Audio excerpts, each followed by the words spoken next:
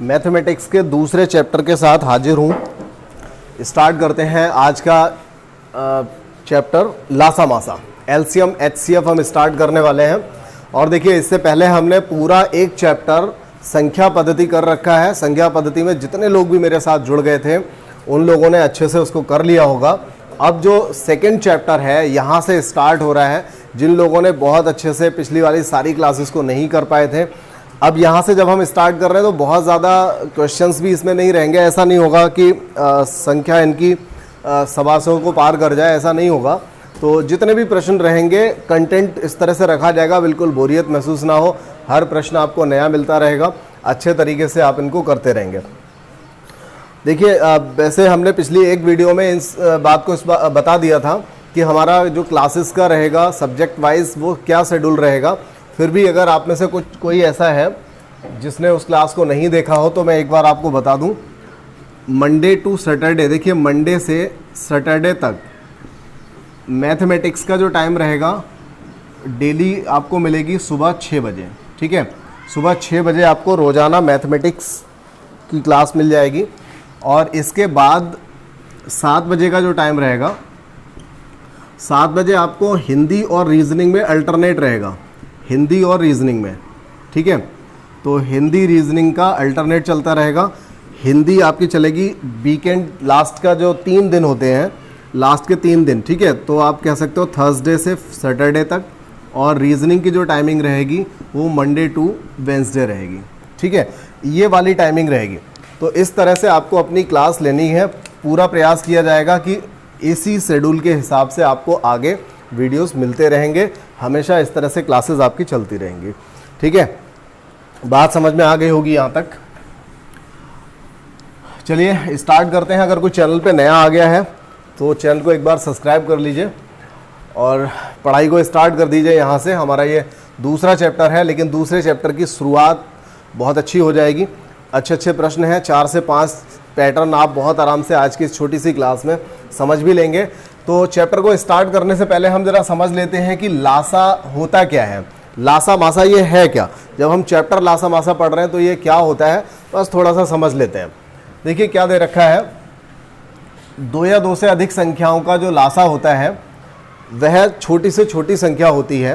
वह छोटी से छोटी संख्या, जैसे हम कुछ बहुत सारी संख्याएं हैं उनका अगर हमें लासा लेना है तो वह छोटी से छोटी संख्या होती है जो नीचे दी गई, मतलब जो भी संख्याएं दे रखी होती हैं उन सभी संख्याओं से पूरी तरह डिवाइड हो जाती है। जैसे मैं अगर कोई एक एग्जांपल ले लूँ, सपोज 4, 3 और 6। अगर हम देखें कि इन 3 संख्याओं का लासा क्या होगा, तो अगर इसके संदर्भ में आप समझने की कोशिश करें तो वह छोटी से छोटी संख्या, जो संख्या इन तीनों संख्याओं से पूरी तरह विभाजित हो जाएगी, वो संख्या क्या कहलाएगी, लासा कहलाएगी। देखिए कटने के लिए तो 36 भी इन तीनों से कट जाएगा, 24 भी इन तीनों से कट जाएगा, लेकिन क्या लासा होगा? नहीं होगा। लासा क्या होगा? छोटी से छोटी संख्या। तो देखिए सबसे छोटी संख्या अगर 4, 3 और 6 को काटेगी तो वो संख्या क्या होगी? 12 होगी। तो इसका लासा भी कितना होगा? 12 होगा। समझ लेते हैं इसको, किस तरह से हमें इसे समझना है। अगर इस क्लास को कोई कक्षा 3-4 का बच्चा देख रहा होगा तो उसे भी समझ में आ जाएगा। देखिए माना 6 और 8 ऐसी 2 संख्याएं हैं। 6 के गुणज अगर हम देखें, देखिए गुणज क्या होता है, हाँ ये बात भी समझ लीजिए। और गुणनखंड क्या होता है, शायद आगे किसी एक स्लाइड में आपको मिल भी जाए, लेकिन समझ लीजिए यहीं पर। गुणज और गुणनखंड में क्या डिफरेंस होता है? गुणज और गुणनखंड, ये लैंग्वेज आती रहेगी।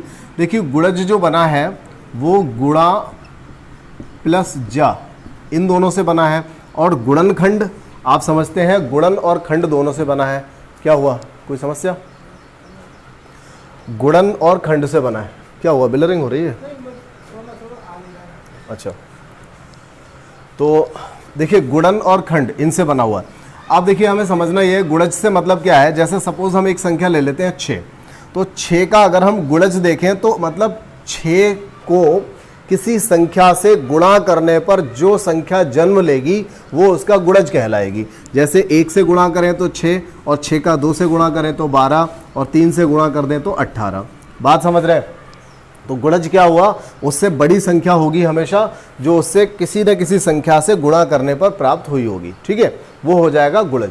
अगर हम गुणनखंड की बात करें तो अगर 6 का गुणनखंड हम देखेंगे तो क्या होता है 2 गुणा 3। तो गुणनखंड यानी कि ऐसे कौन कौन से खंड थे जिनको गुणा करके हमने ये संख्या प्राप्त की है, ठीक है, या ऐसी संख्याएं आप कह सकते हो जिन संख्याओं को ऐसी संख्या जिस संख्या को हम बाकी संख्याओं से काट सकते हैं, ठीक है, मतलब उसके खंड होते हैं वो। तो 2 और 3 दोनों से ही हम किसको काट सकते हैं, 6 को काट सकते हैं। तो 6 के गुणनखंड क्या हो जाएंगे, 2 और 3 हो जाएंगे। तो ये तो गुणज और गुणनखंड की बात हुई। अब देखिए अगर 6 के हम गुणज लिखें तो 6, 12, 18, 24, 30, 36, 42 यानी 6 से कटने वाली सभी संख्याएं यहाँ पर लिख रखी हैं और 8 से कटने वाली सभी संख्याएं लिख रखी हैं। तो आप एक बात यहाँ पर देखेंगे कि इन दोनों में एक संख्या ऐसी आई, सबसे पहले एक संख्या हमें ऐसी मिली जो इन दोनों में कॉमन है। हालांकि 42 के बाद भी 48 आएगा, तो 48 भी एक ऐसी संख्या होगी जो इन दोनों से पूरी तरह कट जाएगी। जैसे 6 से कटने वाली सभी संख्याएं, हमने यहाँ 8 से कटने वाली सभी संख्याएं लिखी, तो इसमें एक 48 ऐसी संख्या निकल के आई जो 6 और 8 दोनों से कटेगी। लेकिन क्या उससे पहले भी कोई संख्या मिली, क्या उससे छोटी भी कोई संख्या मिली? तो छोटी संख्या हमें कौन सी मिली है, 24। तो ये समझ लीजिए कि 6 और 8 इन दोनों का एलसीएम क्या होगा, 24 होगा, क्योंकि 6 और 8 दोनों से ही सबसे पहले कोई अगर संख्या कट रही है तो वो कौन सी कट रही है, 24 कट रही है। हालांकि ये हमारे तरीके नहीं होंगे, जब हम सवाल करेंगे तो हमारे अलग ही मेथड होते हैं उसमें। तो यहाँ पर आप बात समझ चुके होंगे कि लासा क्या होता है। तो एलसीएम वो संख्या होती है, एलसीएम एक ऐसी छोटी से छोटी संख्या होती है जो दी गई संख्याओं से, मतलब जिसका हम एलसीएम निकाल रहे हैं उससे पूरी तरह कट जाती है। तो 6 और 8 दोनों से 24 कट जाएगा, तो 6 और 8 दोनों के एलसीएम क्या हो जाएगा, 24 हो जाएगा, ठीक है। तो इसे हम गुणनखंड विधि से ही करेंगे, काटेंगे इसको, फैक्टर मेथड से ही करेंगे इसको। अब देखिए इसी में अगर हम मासा समझने की कोशिश करें तो मासा क्या होता है, महत्तम समावर्तक क्या होता है, मासा को भी समझ लेते हैं। देखिए मासा जो होता है, जैसे अभी हमने संख्याएं कुछ ले रखी थी, 6 था, 4 और 3 ये संख्याएं ली हुई थी। तो अगर हम मासा की बात करें तो मासा से मतलब होता है महत्तम, महत्तम मतलब बड़ा। इसको हम इंग्लिश में HCF कहते हैं। क्या कहते हैं, HCF कहते हैं। तो HCF में भी H का मतलब हाईएस्ट आता है, यानी कि बड़ा हो गया, ठीक है, हाईएस्ट। तो महत्तम समावर्तक का मतलब यही होता है। लासा मासा दोनों को भी कंपेयर कर लेंगे, ठीक है, लेकिन महत्तम समावर्तक का मतलब, मासा का मतलब होता है 2 या 2 से अधिक ऐसी कुछ संख्याएं होंगी, 2 या 2 से अधिक हमने ये संख्याएं ले रखी हैं। तो ऐसी संख्याएं जो कि किसी बड़ी से बड़ी संख्या से कट जाएं, पूरी तरह से कट जाएं, या फिर आप कह सकते हो इन तीनों का सबसे बड़ा जो गुणनखंड होगा, इन तीनों का सबसे बड़ा जो गुणनखंड होगा वो आपका क्या कहलाएगा, मासा कहलाएगा, ठीक है। मतलब 3, 4 और 6। अब हम यहाँ पर क्या देखेंगे, गुणनखंड देखेंगे। 3 किस किस से कट सकता है, 1 से और 3 से। 4 किस से कटेगा, 1 से, 2 से और खुद 4 से। 6 किस से कटेगा, 1 से, 2 से और 3 से। तो हम देखेंगे कि इन तीनों में ऐसी बड़ी से बड़ी कौन सी संख्या है जो इन तीनों को काट रही है, ऐसी बड़ी से बड़ी संख्या कौन सी है जो इन तीनों को काट रही है। तो वही क्या हो जाएगा, हमारा मासा हो जाएगा, ठीक है। तो यहाँ पर इन तीनों संख्याओं को काटने वाली बड़ी से बड़ी जो संख्या होगी वो क्या कहलाएगी, मासा कहलाएगी, ठीक है। तो यहाँ पर इतना ही रखते हैं, आगे बढ़ जाते हैं, क्योंकि लासा मासा बहुत ही सिंपल सी चीज़ होती है समझने के लिए। और इसके बाद अगली जो स्लाइड होगी उस स्लाइड पे आप समझ पाएंगे दोनों में क्या डिफरेंस होता है, और एक ही सवाल लेकर के हमने दोनों चीज़ों को समझाएंगे। यहाँ पर सवाल भी ऐसा कई बार पूछा जा चुका है, ऐसा नहीं, ये एक बहुत सिंपल सा सवाल लिखा हुआ है, लेकिन उत्तर प्रदेश पुलिस कांस्टेबल में अगर देखा जाए तो यही सवाल सेम संख्याएं, मतलब इसी तरह की डबल डिजिट वाली 3 संख्याएं लासा मासा दोनों पूछे जा चुके हैं। तो देखिए एलसीएम लेने का जो मेथड है वो आप लोगों को पता होगा। एलसीएम इस तरह से लिया जाता है, सभी लोग जानते होंगे, नहीं जानते हैं तो एक बार देख लें। क्या करना होता है, जो संख्या दे रखी है उसको किसी छोटी संख्या से, किसी अभाज्य संख्या से काटते हैं। नियम तो ये होता है। तो 2 से अगर हम इसे काटें, 2 छंग 12, 2 से इसको भी काट लीजिए, 12 आएगा। 2 से इसे काटेंगे तो 21 आएगा। फिर 2 से काटिए तो 2 तिया 6, और 2 से इसे काटेंगे 2 छंग 12, 21 नहीं कटेगा। इसके बाद अगर हम 2 से काटेंगे तो अकेला 6 कटेगा। तो अगर कभी अकेली एक संख्या कट रही है, एक ही संख्या अगर कट रही है तो उसे हम नहीं काटते हैं, किसी और से काटिए।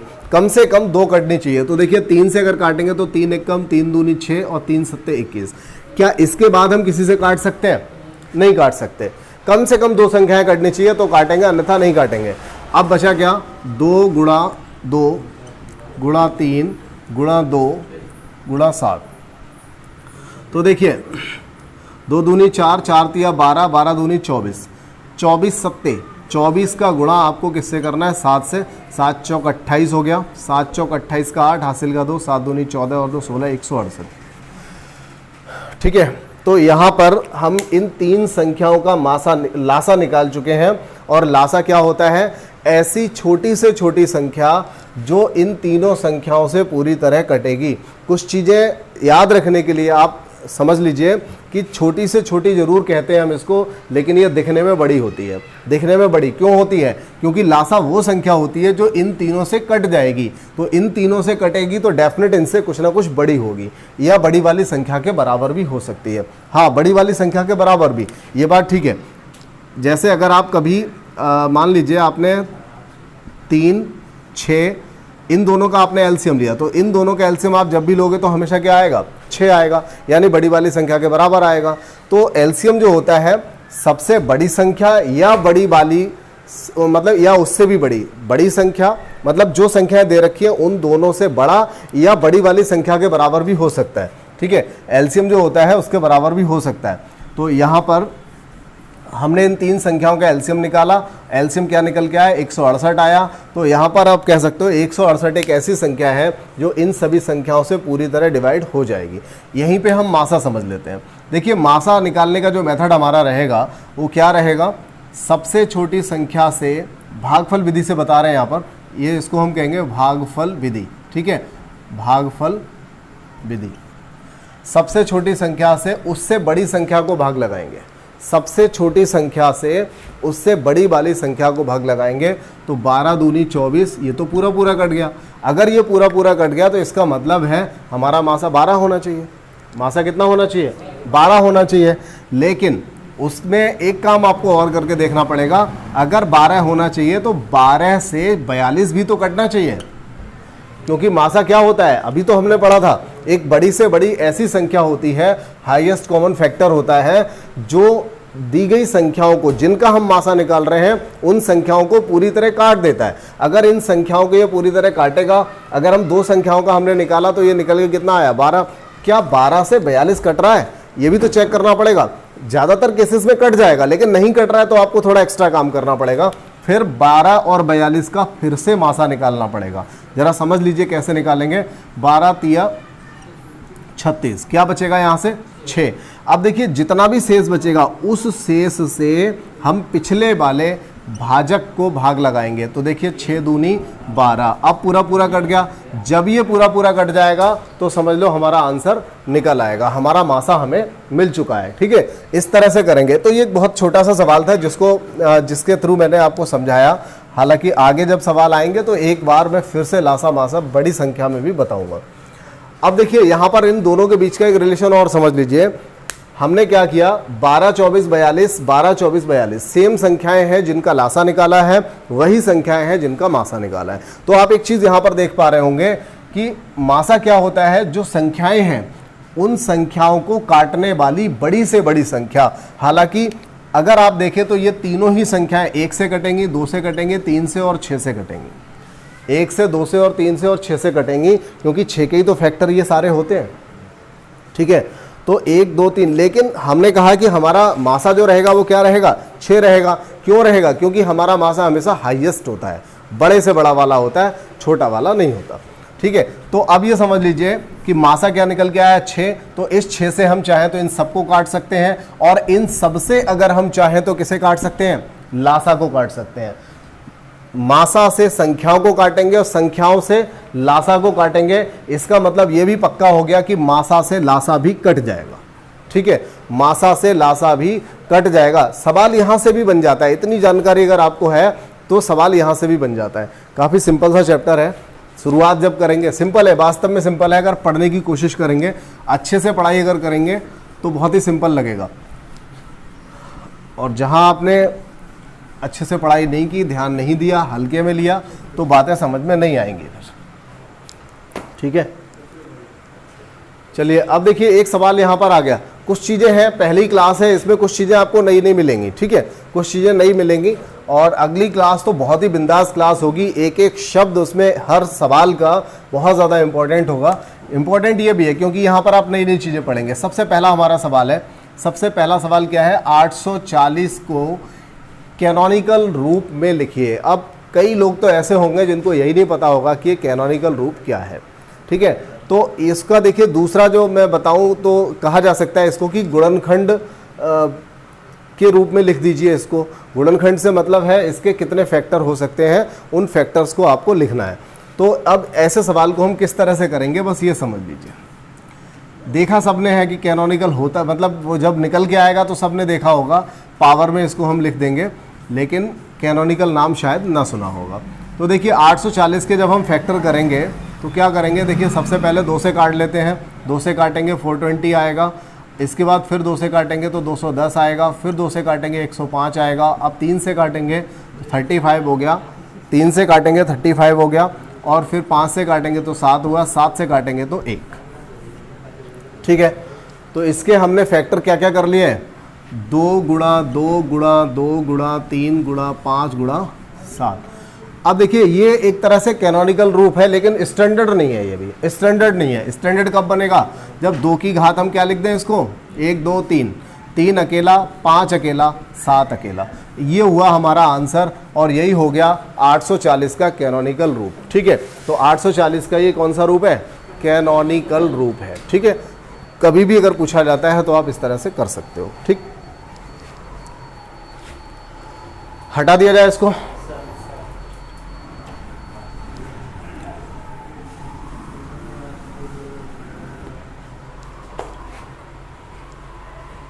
चलिए अगला सवाल देखिए कैसा सवाल पूछा है। कक्षा 3-4 वाले बच्चे ही काफ़ी थे ऐसे सवाल को बताने के लिए, लेकिन आप लोगों से पूछ लिया, निम्नलिखित में कौन सा 2520 का गुणनखंड नहीं है। कौन सी इसमें बड़ी बात है, वो कह रहा है निम्नलिखित में से कौन सी संख्या ऐसी है जो 2520 का गुणनखंड नहीं है। मतलब गुणनखंड क्या होता है, वो संख्या जो उसको काटे। तो 2520 कौन सी संख्या ऐसी है जो 2520 को नहीं काट पाएगी, बस वही आपका आंसर हो जाएगा।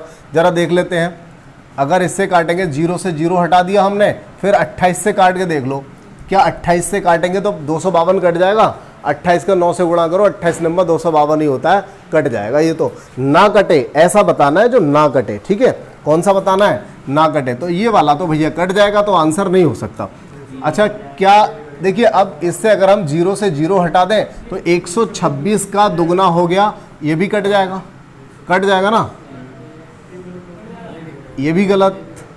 चलिए इसको देखें तो ये नहीं हो पाएगा, क्या इससे कटेगा, कटना चाहिए इसका मतलब। ठीक है, तो देखिए 0 से 0 हटा दिया और 136 से हम 252 को नहीं काट पाएंगे, तो यही एक संख्या है जो नहीं कटेगी। चलो इसको भी चेक कर लें।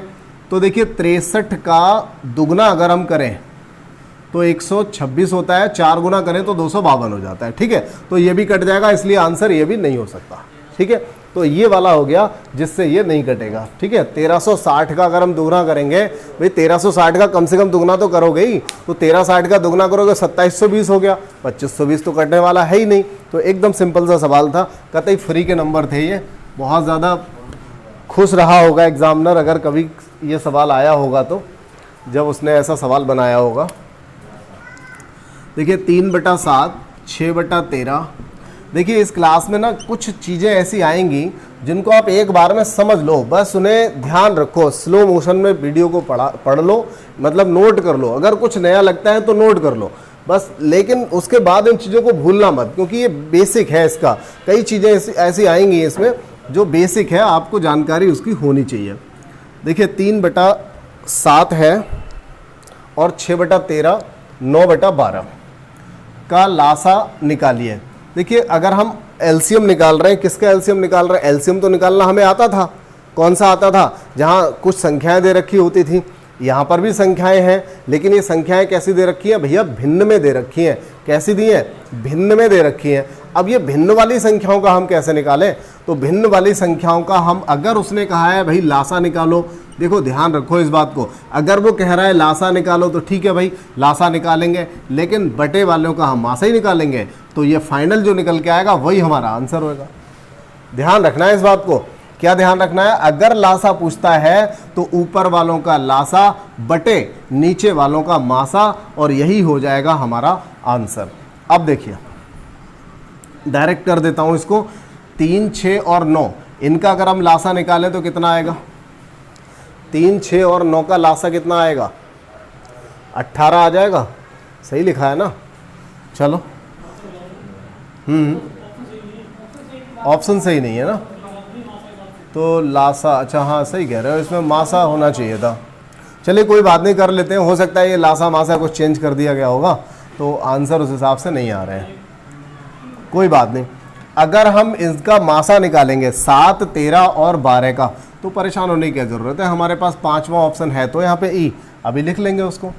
देखिए नीचे वाली जो संख्या है 7, 13 और 12, तो इनका मासा क्या आएगा? इनका मासा 1 आएगा। देखो ये इतना आसानी से कैसे बताया, जब भी कोई अभाज्य संख्या नज़र आ जाए और आप मासा निकाल रहे हो तो हमेशा 1 ही आएगा, क्योंकि 7 और 13 ये दोनों अभाज्य संख्याएं हैं, इनको काटने वाला तो कोई है ही नहीं, तो चेक क्या करोगे? किसे चेक करोगे? कटेगा ही नहीं, किसी से नहीं कटेगा, तो केवल क्या आएगा? ऊपर वालों का लासा 18, नीचे वालों का मासा 1, और फाइनल आंसर आपका क्या हो गया? 18। 18 बटा 1 का कोई मतलब नहीं होता, तो आप यहाँ पे 18 यहाँ लिख लो। ठीक है, अब तो सही है। ठीक है, ये लासा मासा में कहीं चेंज कराया गया, अगर शायद हम इसका मासा निकालें तो आंसर निकल आएगा, मासा निकालेंगे तो आंसर इन्हीं में से निकल आएगा। एक बार करके देख लेना। देखिए मासा निकालेंगे इन्हीं में से आंसर आएगा, कैसे पता? 3, 6 और 9 का मासा क्या आएगा? 3 आएगा, हर एक में 3 दे रखा है। इसके बाद 13 और 7 का, 13 सत्ते 91, 91 का गुणा अगर हम 12 से करेंगे तो 1000 से कुछ ऊपर चला जाएगा, तो 2 3 6, 6 सत्ते 42, पहला वाला आंसर आ जाएगा। ठीक है, पहला आंसर आ जाएगा अगर हम मासा निकालें तो। बात समझ में आ रही है?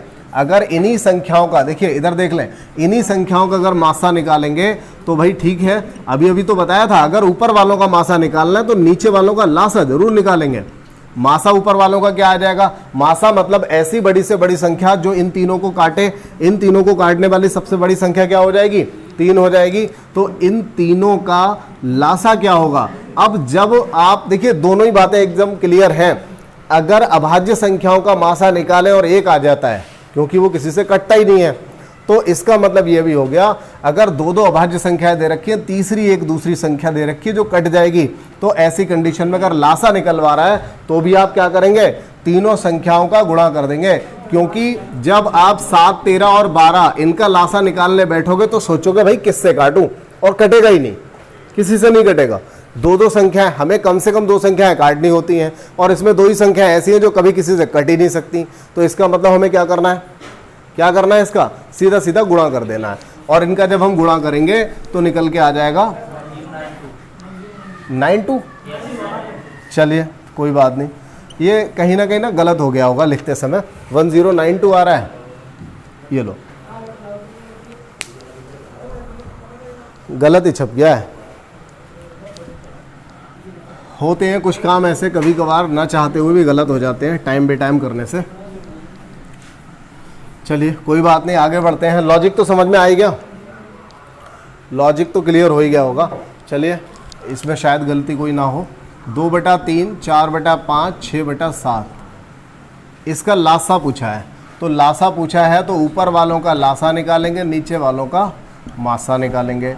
लासा ऊपर वालों का 2, 4, 6 का लासा आएगा 12, 2, 4, 6 का लासा क्या आएगा? 12। 2, 4, 6 से कटने वाली सबसे बड़ी संख्या क्या हो, सबसे छोटी संख्या क्या होगी? 12। और नीचे वालों का हम मासा निकालेंगे, 3, 5 और 7, इनका मासा क्या आएगा? 1, क्योंकि 3, 5, 7 तीनों ही कैसी संख्याएं हैं? अभाज्य संख्याएं हैं, और इनका जब हम मासा निकालेंगे तो हमेशा 1 आएगा, और हमारा आंसर हो जाएगा डी। कौन सा आंसर हो जाएगा? डी वाला आंसर हो जाएगा। डी कतई सही है।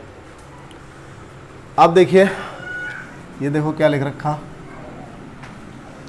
देखिए निम्न संख्याओं का लासा निकालो, निम्न संख्याओं का लासा निकालना है। जो संख्याएं दे रखी हैं इन संख्याओं का लासा निकालना है। 5 अंडर रूट 2, 4 अंडर रूट 8, क्या हुआ, हेलीकॉप्टर उतर रहा है, क्या हो रहा है?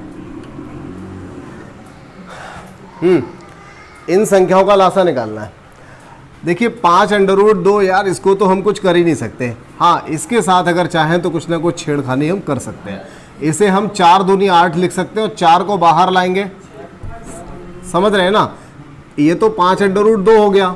अगर इसे हम 4 दूनी 8 लिखेंगे और 2 अंदर ही रह जाएगा, 4 दूनी 8 वाला अगर 2 अंदर रह गया तो बाहर क्या आएगा, 4, और वो 4 जब बाहर आएगा तो सिर्फ 2 ही आएगा। तो 2 का 4 से गुणा करेंगे तो 8 अंडर रूट 2 हम इसको लिख सकते हैं। तीसरी सवाल जो है, तीसरी वाली संख्या, उसमें समझ लीजिए, इसे हम 16 दूनी 32 लिख सकते हैं, 2 अंदर ही रहने दो। 16 दूनी 32 लिख सकते हैं, 2 अंदर ही रहने दो, उससे आराम मिल जाएगा। हर संख्या में 2 अंदर होगा, कोई दिक्कत नहीं है, अंडर रूट 2 वाला ही आंसर आ जाएगा, कोई ना कोई सा इनमें से। अब जो अंदर से 16 दूनी 32 करके आपने 16 बाहर लिया तो वो सिर्फ आएगा 4। 16 का बाहर क्या आएगा, 4, और 4 का 12 से गुणा करेंगे तो क्या लिखना पड़ेगा, 48। 12 चौका 48 हो गया, 12 चौका 48। अब क्या करना है भैया, इसका एलसीएम लेना है। तो अंडर रूट 2 तो आना ही आना है सभी का एलसीएम, बस 48, 8 और 5 का एलसीएम और ले लो। तो ऐसी संख्या जो 48 से भी कट जाए, जो 8 से भी कट जाए और जो 5 से भी कट जाए, कौन सी हो जाएगी, एलसीएम ले लो। 5, 8 और 48 का एलसीएम ले लो, ना लो तो ऐसे ही समझ लो, 5 से भी कट रहा है, 8 से भी कट रहा है, 48 पंजे 240 भी हो जाएगा, और कोई संख्या ही नहीं है जो कट रही है। तो इतना दिमाग तो लगा सकते हो। 5 सवाल हो गए हैं, थोड़े से और आगे बढ़ते हैं।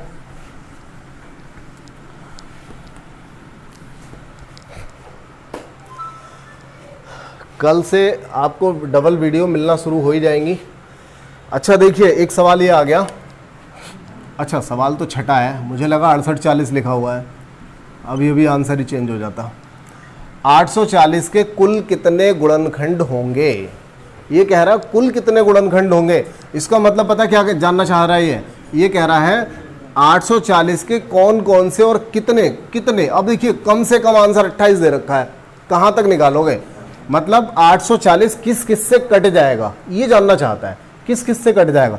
1 से कटेगा, 2 से कटेगा, 3 से कटेगा, 4 से भी कटेगा, 6 से कटेगा, 7 से कटेगा, हाँ भैया 5 से भी कटेगा, बिल्कुल सही है, 7 से भी कट जाएगा, 8 से भी कट जाएगा, 9, 10, 10 से कट जाएगा, 12 से कट जाएगा, 14 से कटेगा, 28 से कटेगा, पता नहीं यार किस किस से कट जाएगा, 21 से भी कटेगा, बहुत संख्याओं से कटेगा। लेकिन ये काम हम नहीं कर सकते ना, कम से कम 28 आंसर तो आ ही रहा है। हम 28 तक जाएंगे, 28, 30 तक जाएंगे, कहीं 1-2 जगह गलती कर गए तो वहीं गड़बड़ हो जाएगा। तो इस तरह से नहीं कर सकते हम इसे, इस तरह से तो बिल्कुल नहीं करेंगे।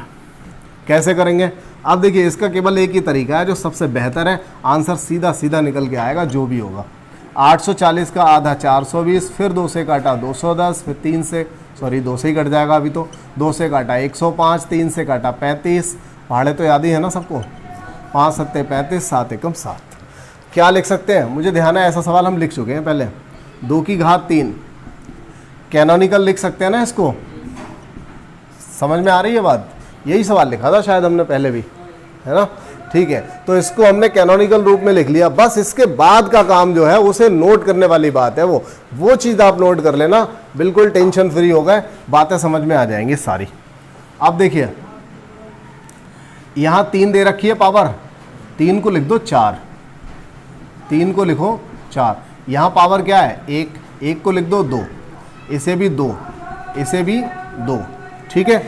अगर पावर 2 लिखी होती तो क्या लिख देते उसे 3, मतलब हमें क्या करना है, पावर 1 जोड़ देनी है, एक एक्स्ट्रा लिख देना है। 3 है तो 4, 10 है तो 11, 20 है तो 21, ठीक है, 2 है तो 3, 1 है तो 2, ठीक है। बस पावर को क्या करना है, जब कितने गुणनखंड होंगे, गिनती पूछ रहा हो कितने गुणनखंड होंगे, तो हमें क्या करना है, पावर को 1 1 एक्स्ट्रा लिख देना है, ठीक है, जोड़ के लिख देना है और सबका गुणा कर देना है। 4 दूनी 8 दूनी 16 दूनी 32, आपका आंसर हो गया यहाँ से 32। नोट करने वाली बात इसलिए, कई लोगों ने पहली बार ही पढ़ा होगा इस तरह के सवाल को, तो ऐसी कंडीशन में आप नोट कर लेंगे तो आपको हमेशा से ये याद रहेगा, ठीक है। बात समझ में आ गई, क्या करना था।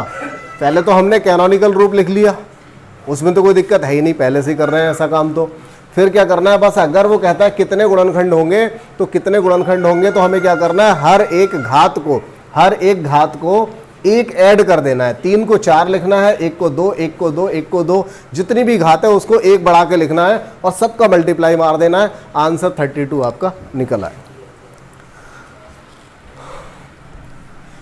संजीव, तुम्हारा बालक जी कहाँ घूम रहा है, चिल्ला रहा है? तुम्हारा नहीं है? चलो और अगला सवाल। देखो चिल्ला रहा है, तुम्हें बुला रहा है शायद। 60 के सभी गुणनखंडों का योग कितना होगा?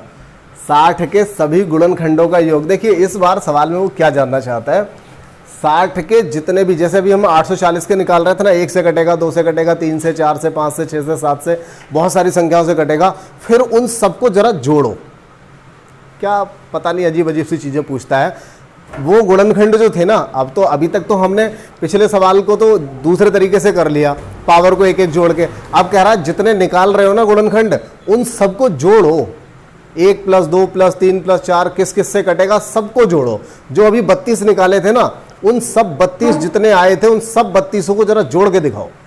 अब वो ये कह रहा है, हालांकि संख्या बदली हुई है, 60 है यहाँ पर, 840 नहीं है, वरना उन सभी 32 संख्याओं का हमें जोड़ निकालना पड़ता। तो यहाँ पर 60 दे रखा है, कोई बात नहीं, कोशिश करते हैं। बहुत अच्छा सा मेथड आपको मिल जाएगा। 60 अगर होता तो दूसरे तरीके से भी कर सकते थे, क्योंकि 60 के फैक्टर निकालना बहुत आसान है। 60 किस किस से कटेगा?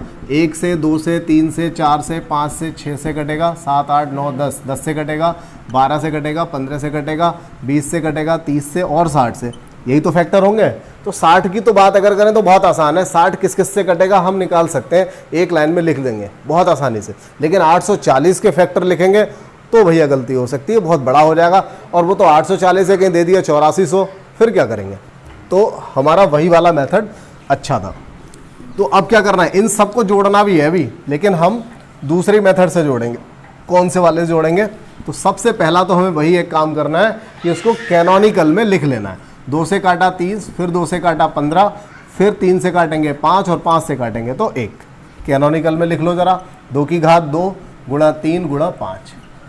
इतनी बात बताओ, क्लियर है ना? अगर इतनी सी बात क्लियर है तो अब यहाँ पे फिर से एक नई बात आगे नोट करने वाली, ठीक है? अब कलम बंद नहीं रखा जाएगा, नोट करने वाली बात आएगी तो नोट कर ही लेना। देखिए अब हमें यहाँ पर जो काम करना है वो समझिए। अगर यहाँ पर 2 की घात 2 दे रखा है, 2 की घात 2 दे रखा है, तो हमें क्या करना है, 2 की घात 2 प्लस 2 की घात 1 प्लस 2 की घात 0, इतना सॉल्व करना है। कठिन नहीं है, समझ तो लो कम से कम एक बार, समझ में आ जाएगा, बहुत आसान भी लगेगा। अच्छा इसके बाद फिर क्या करना है, यहाँ पर प्लस करना होता है या गुणा? गुणा ही करना होता है। प्लस होता है, गुणा ही होता है। अच्छा यहाँ देखिए 3 है, 3 की घात क्या है? 1, तो इसको क्या लिखेंगे? 3 की घात 1 और 3 की घात 0। फिर यहाँ पे कितना लिखेंगे? इधर लिख लेते हैं, 5 की घात 1 प्लस 5 की घात 0। अब देखिए इसको भी करने का क्या है, 2 की घात 2 कितना हुआ? 4, 4 और 2 6, 6 और 1 7, ठीक है? क्या हो गया ये? 2 की घात 0, 2 की घात 0 कितना होता है? 1। मतलब किसी की भी घात अगर 0 आएगी तो 1 होगा। तो कम से कम इसमें एक बार तो 0 आ ही रहा है हर एक में, आसान हो जाएगा।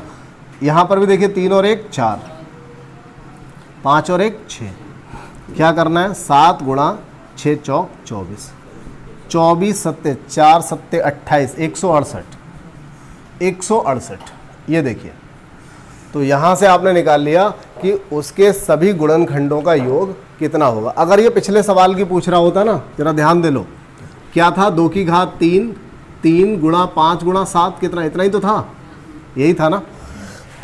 ठीक है। अगर इसमें ये पूछ रहा होता कि भैया इसका योगफल बता दो, इसके जितने भी फैक्टर आएंगे, जो 32 फैक्टर आए थे, उन सभी फैक्टर्स का योगफल बता दो, तो हम क्या करते? 2 की घात 3, 2 की घात 3 प्लस 2 की घात 2 प्लस 2 की घात 1 और प्लस में कर देते 2 की घात 0, ये तो हो गया 2। अब 3, तो इसके लिए हम 3 को क्या लिख दें? 4 लिख दें, इसे 6 लिख दें और इसे 8। कर सकते हैं ना इतना काम, अभी तो यही किया था। अगर सिंगल है तो क्या करेंगे? 3 की घात 1 यानी 3 और 3 की घात 0 जोड़ेंगे तो वो 1 जुड़ जाएगा। ऐसे 5 की घात 0, 1 हो गया 5 की घात 1, 5 हो गया तो वो 6 बन जाएगा, जुड़ना ही तो है, बीच में तो प्लस ही करना है, तो ये तो बड़ा आसान सा हो गया। ठीक है, और 2 की घात 3 8 हो गया, 8 4 12, 12 और 2 और 1 15, 15 गुणा 4 गुणा 6 गुणा 8। ठीक है, अगर बाई चांस ये 840 को भी पूछता तो हम इतना आसानी से कर लेते। बात समझ में आ गई? इतना बहुत बड़ा काम नहीं है जो आपको समझ में ना आए। ठीक है, इतना बड़ा काम नहीं है।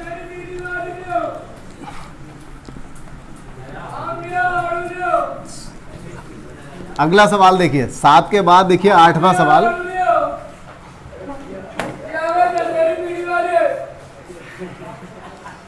जरा बुलाओ, इसे अंदर ही बुला लो, घर में ही आके आवाज लगाएगा क्या? अगला सवाल देख लो।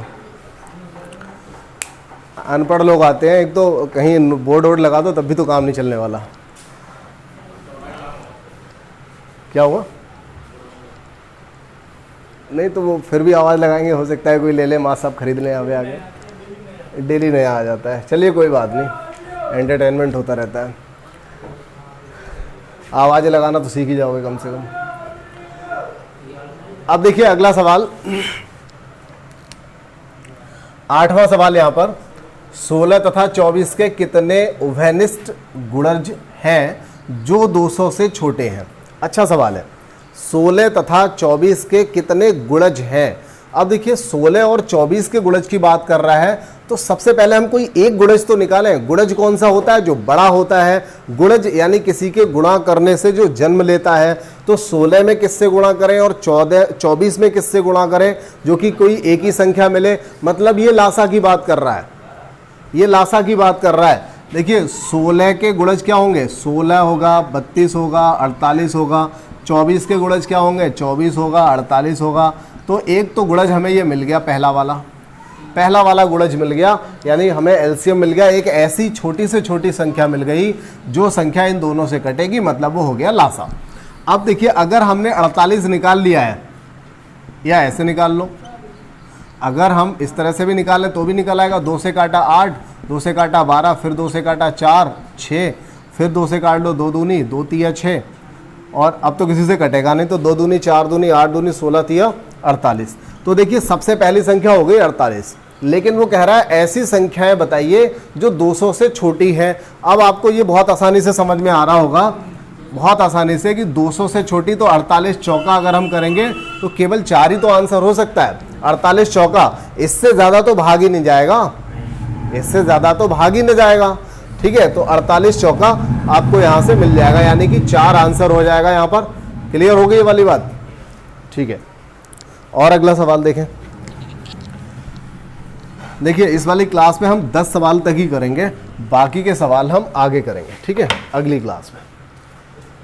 एक सवाल देखो ये फिर आ गया, 10 11 तक कर लेंगे। 2 सवाल 10 11 एक जैसे मिलेंगे आपको। 12 15 तथा 18 के 3 अंकों के सर्वनिष्ठ गुणज। बहुत अच्छा, 12 15 और 18 के 3 अंकों के गुणज कितने होंगे ये पूछ रहा है। बढ़िया सवाल है, लेकिन गुणज कह रहा है ना, तो सबसे पहले एक ऐसी संख्या तो निकाल ही लो जो इन तीनों से कट रही होगी। एक ऐसी संख्या जो इन तीनों से कट रही होगी, ये तो निकाल ही लो। तो इन, वैसे तो मुझे पता है डायरेक्ट इसमें क्या आने वाला है, क्योंकि 12 15 का मल्टीप्लाई होता है 180, और 180 18 से भी कट जाना है, तो संख्या तो यहाँ पे 180 आएगी। ठीक है, लेकिन नहीं आ रही है बात समझ में, तो ऐसे लिख लो। 2 से काटा 15, कटेगा नहीं, 2 ने 18, फिर 2 से इसको काटेंगे, 2 तिया 6। अच्छा 2 से नहीं कटेगा, कोई फ़ायदा नहीं होगा काटने का। 3 से काटो, 3 दूनी 6, 3 पंजे 15, 3 तिया 9। अब किससे काटें? किसी से नहीं काटें, तो इनका मल्टीप्लाई कर देते हैं। 2 तिया 6, 6 दूनी 12, 12 पंजे 60, और 60 तिया 180। ठीक है, तो 180 आपको वो संख्या मिल गई। 180 एक ऐसी संख्या है जो 3 अंकों की सबसे छोटी है, लेकिन वो कह रहा है कि 3 अंकों की कितने गुणज होंगे, 3 अंकों के कितने होंगे। तो 3 अंकों की सबसे बड़ी संख्या क्या होती है भाई? 3 अंकों की सबसे बड़ी संख्या क्या होती है? 999। तो ये देख लो 999 तक 180 से कटने वाली कितनी संख्याएं मिलेंगी। और वैसे तो आपको पता है 18 पंजे 90 होता है, और 18 का 6 से कर देंगे तो वो ऊपर चला जाएगा। ठीक है, 1080 जाएगा, तो 18 पंजे यानी कि यहाँ पर संख्या हो जाएंगी 5। अगर हम लिखेंगे तो एक हो जाएगी 180, अगले 360, अगले 354, 720 और 900। ठीक है, तो ये 180 से कटने वाली 3 अंकों की कुल कितनी संख्या हो जाएंगी? 5 हो जाएंगी। ठीक है, तो 2-2 सवाल आपको लगभग हर पैटर्न के 2-2 सवाल मिलते रहेंगे, जिससे बात समझ में आ जाए। ठीक है, तो फिर अगला सवाल देख लेते हैं क्या है। देखिए अगला जो सवाल है इसको हम इधर लिख लेते हैं, 2 की घात 4, 5 की घात 2, 7 की घात 3 और 11, और एक यहाँ पर दे रखा है, चलिए इधर ही लिख लेते हैं, 2 की घात 3, 5 की घात 3, 7 की घात 2 और 13। तीसरा है 2 की घात 5, 3 की घात 4, 5 की घात 2 और 7। इसका देखिए मासा पूछ रखा है, मासा पूछा हुआ है, बहुत ही आसान है। मासा पूछा है ना, मासा क्या होता है? इतना तो बड़े हो गए, पढ़ते पढ़ते आधे घंटे से पढ़ रहे हैं तो इतने बड़े तो हो ही चुके हैं कि मासा क्या होता है। मासा दिखने में छोटा होता है, कहते हैं हम उसे हाईएस्ट कॉमन फैक्टर, बड़े से बड़ा कहते हैं, लेकिन दिखने में छोटा होता है। दिखने में छोटे से मतलब क्या है? हमने निकाला था ना 12 का, 42 का और 24 का निकाला था, 6 निकल के आया था। तो मासा वो संख्या होती है जो दी गई संख्याओं को पूरी तरह से काट देती है। तो क्या होता है, इन सबसे छोटा वाला निकल के आएगा। छोटा आएगा तो देखिए जब फैक्टर इस तरह से कैनोनिकल रूप दे रखा होगा तो हम मासा कैसे निकालेंगे? हम ये देखेंगे इनमें सबसे छोटा सा कौन है हर पद में, इसमें, इसमें और इसमें। ये भी देखिए तीन संख्याएं हैं, ये भी एक तरह की 3 संख्याएं हैं, क्योंकि किसी संख्या को ही तो कैनोनिकल रूप में लिखा गया होगा। तो ये भी क्या है? संख्याएं हैं। तो संख्याएं अगर ये है तो देखिए 2 की घात 4, 2 की घात 3, 2 की घात 5, सबसे छोटा उठाएंगे तो 2 की घात कितना आएगा? 3 आएगा। 5 की घात 2, 5 की घात 3 और यहाँ पे 5 की घात 2, तो सबसे छोटा वाला उठा लो, क्या आएगा? 5 की घात 2। अच्छा 3 और रह गया। यहाँ पे देखिए 3 इसमें है अकेला, इन दोनों में नहीं है, तो उसे हम नहीं ले सकते। 3 की घात से हम इसे काट लेंगे, ये तो कट ही नहीं सकता, इसमें 3 कहीं पर भी नहीं आ रहा है। ठीक है, तो 3 नहीं आएगा। 7 आ जाएगा। देखिए 7 की घात 3, 7 की घात 2 और अकेला 7, तो 7 आ गया। इसके अलावा 11, 13, 11 और 13। ठीक है, तो अब यहाँ पर भी 11, 13 में से कुछ नहीं है, ना 11 है, ना इसमें 11 है, ना इसमें 13 है, ना इसमें 13 है। तो मतलब ये हुआ सिर्फ यही आंसर हो जाएगा, यही आंसर हो जाएगा इतने में से ही। अब देखिए 2 की घात 3 कितना हो गया? 8। 5 की घात 2 कितना हो गया? 25 और 7 अकेला, 25 अट्ठे 200 हो गया, गुणा 7 बराबर 1400 आंसर। अब बताइए लासा ये मासा निकालना आ गया, मासा निकल गया। ठीक है, अगर ऐसा ही सवाल दे दिया जाए लेकिन उस सवाल में वो मासा ना पूछ करके लासा पूछ ले, ठीक है, मासा ना पूछ करके क्या पूछे? लासा पूछे। सपोज करो इसी सवाल को अगर हम मासा, हमें इसका लासा निकालना पड़ जाए तो कैसे निकालेंगे? देखिए पहले इसी सवाल का निकाल लो। क्या करेंगे? इनमें से सबसे बड़ा क्या आएगा? 2 की घात 5। 5 की घात सबसे बड़ी अगर देखेंगे तो क्या आएगी? 5 की घात 3 आएगी। और 3 की घात 4 है यहाँ पर, यहाँ नहीं है। चलिए पहले एक काम करते हैं, 7 की घात ले लेते हैं। 7 की घात सबसे बड़ी कौन सी आएगी? 3 आएगी। ठीक है, ये तो हो गया जो कि कॉमन थे और बड़े से बड़े हमने यहां से उठा लिए। ठीक है, बड़े से बड़े तीनों पदों में से हमने उठा ली पावर। लेकिन लासा में इसके अलावा भी कुछ और लेना पड़ता है। क्या लेना पड़ता है? अगर 3 की घात 4 यहां पर है और इसमें नहीं है भाई, इसको तब भी लेना पड़ेगा। ठीक है, इसको भी लेना पड़ेगा। और अगर 11 यहाँ पर है, सपोज करो यहाँ भी 11 की घात 2 होता तो हम क्या करते? इन दोनों में से भी बड़ा वाला ले लेते, भले ही वो तीसरे वाले पद में नहीं दे रखा है। ठीक है, तब भी लेते। तो मतलब कहने का मतलब ये है 2, 5, 3, 7, 11, 13 जो कुछ भी दिख रहा है, चाहे वो एक ही में दिख रहा हो, चाहे वो तीनों पदों में दिख रहा हो, चाहे वो 2 पदों में दिख रहा हो, चाहे एक में दिख रहा हो, आपको क्या करना है? आपको क्या करना है? हर एक में से बड़ी वाली पावर उठा लेनी है। ठीक है, तो 11 और 13 तो ऐसे ही लेना पड़ेगा क्योंकि इसमें तो पावर ही नहीं है, सिंगल सिंगल दे रखा है। तो फाइनली आपका ये लासा हो जाता, ये लासा हो जाता अगर ये लासा यहां पर पूछता तो। ठीक है, तो मासा निकालना आ ही गया था। एक सवाल फिर भी हम लासा का और रखा हुआ है यहां पर, 11वां सवाल, उसको कर लेते हैं। ठीक है,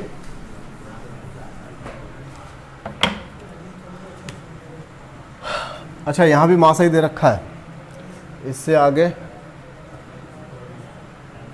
मासा ही दे रखा है यहाँ भी। चलिए कोई बात नहीं, मासा लासा दोनों ही इसके एक बार और निकाल के बता देते हैं।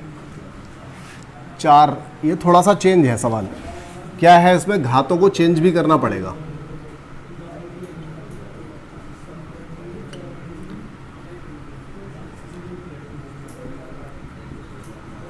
पाँच की घात 4, 6 की घात 2, 3 की घात 2, 5 की घात 2, 9 की घात 3 और 15। देखिए अच्छा सवाल है, मतलब ये सवाल आप कह सकते हो उसी को थोड़ा सा कठिन बनाने की कोशिश की गई है। उसी सवाल को कैसे, अगर इसको हम लिखें तो देखिए इसको हम क्या लिख सकते हैं, 2 की घात 4 भी लिख सकते हैं ना, 2 की घात 4, तो 2 की घात 4, 2 की घात 2 मिला के कितना हो जाएगा, 2 की घात 6 हो जाएगा। गुणा में घातें जुड़ जाती हैं अगर बेस समान है तो। 5 की घात 8, ठीक है। अब ये तो हो गई पहले ही, अब जरा इसको भी चेंज कर लो, इसे हम क्या लिख सकते हैं, 2 तिया 6, तो 2 की घात 4 और यहाँ से 2 की घात 2 कितना हो जाएगा, 2 की घात 6। 3 की घात 3 ये है, 3 की घात 2 ये है, 3 की घात कितना हो गया, 5, और 5 अकेला है, ठीक है। अब इसे भी लिख लो ज़रा, इसको क्या लिख सकते हैं, इस पूरी टर्म को हम क्या लिख सकते हैं, 3 की घात, यहाँ लिख लेते हैं 3 की घात 2, 2 तिया 6, 3 की घात कितना लिख लेंगे, 6, और इसे 3 गुणा 5। अब इसे भी लिख लो ज़रा, देखो 3 की घात 2 और यहाँ से 3 की घात 6 कितना हो गया, 3 की घात 8 और 1 3 ये है, तो 3 की घात 9 लिख दिया जाएगा। इसको दोबारा समझ लो, 3 की घात 2, 3 की घात 6 और 3 अकेला, तो 3 की घात 2, 3 की घात 6 और 3 अकेला, यानी कि उसकी घात 1 है। तो यहाँ से देखिए 6 और 2 8 और 1 9, 3 की घात 9 हो जाएगा। इसके अलावा 5 की घात यहाँ पर कितनी है, 2 है, और यहाँ 5 की घात 1 है, तो कितना हो जाएगा ये, 5 की घात 3। अब अगर इसमें उसने मासा पूछा है तो आप बता सकते हो, तो मासा क्या आएगा, देखिए मासा में 2 की घात तो निकलने से रही, नहीं आने वाली। 2 की मासा में क्या होता है, मासा में हम कॉमन लेते हैं, मासा में कॉमन लेते हैं, तो यहाँ भी 2 है, यहाँ है, लेकिन यहाँ पर नहीं है, छोड़ दीजिए। अब 3 की घात, तो इसमें देखिए 3 की घात भी कहीं से कहीं तक नज़र नहीं आ रहा है, 3 की घात नज़र नहीं आ रहा है, इसका मतलब कुछ गड़बड़ हो गया इसमें भी, सवाल गलत ही छपा हुआ है ये भी, क्योंकि आंसर बनेगा नहीं। ये 5 की घात जो 2 2 दे रखे हैं ना, डबल डबल, यहीं पे कुछ ना कुछ गड़बड़ है। चेंज करके देख लेते हैं इसको, ठीक है। इसको कर लेते हैं 3 की घात 2, ठीक है, इसे कर लो भाई 3 की घात 2 कर लो, ठीक है। अगर इसे हम 3 की घात 2 करेंगे तो यहाँ पर क्या लिखेंगे, 3 की घात 2 और 5 की घात 6। अब मासा निकालने की कोशिश करोगे तो शायद निकल आएगा। आंसर आता है अच्छी बात है, नहीं आता है कोई बात नहीं, बात को समझ लो। 2 की घात हम ले नहीं सकते, 3 की घात यहाँ पर 2 है, यहाँ 5 है और यहाँ 9, तो इनमें से सबसे छोटा अगर हम लेंगे तो 3 की घात 2 आएगा। कितना आएगा, 3 की घात 2। और इसके बाद 5 की घात अगर हम उठाएंगे तो 5 की घात सबसे छोटी आएगी 3, 5 की घात 3 हो जाएगा, तब भी नहीं आएगा ना, तो 3 की घात 2 हो गया 9 और 5 की घात 3 कितना हो गया, 125। कोई बात नहीं, 125 का 9 से मल्टीप्लाई कर दीजिए, ये आपका यहाँ से आंसर हो जाएगा। अगर ये सवाल ये है तो ये आंसर हो जाएगा।